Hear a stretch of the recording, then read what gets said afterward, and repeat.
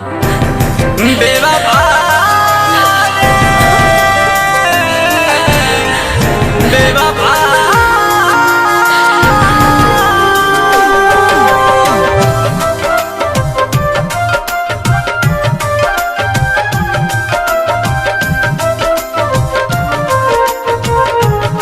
Music by Shams Jamil. Presented by Kanha Music Thane. हमके रोइलू ठीक नहीं कैलू हमके रोइलू ठीक नहीं कैलू और जा जा जा जान भुला गइलू और जा जा जा जा जा जा जान भुला गइलू।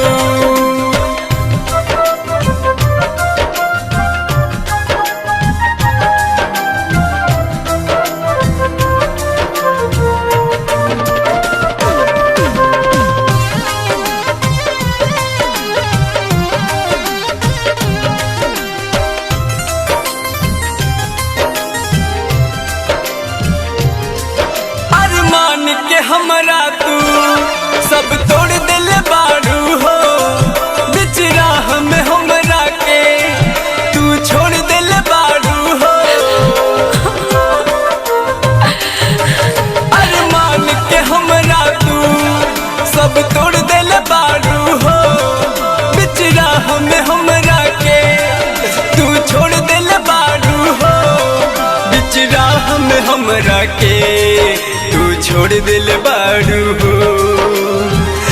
बहुते सतैलू हमसे दूर भइलू और जा जा जा जान भुला गइलू और जा जा जा जा जा जा जान भुला गइलू।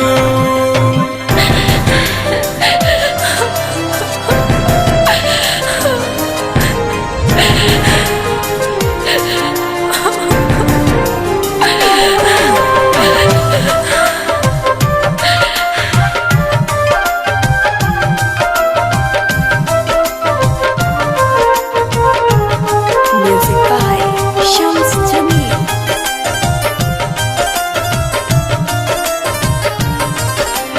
Presented by Kanha Music Thane.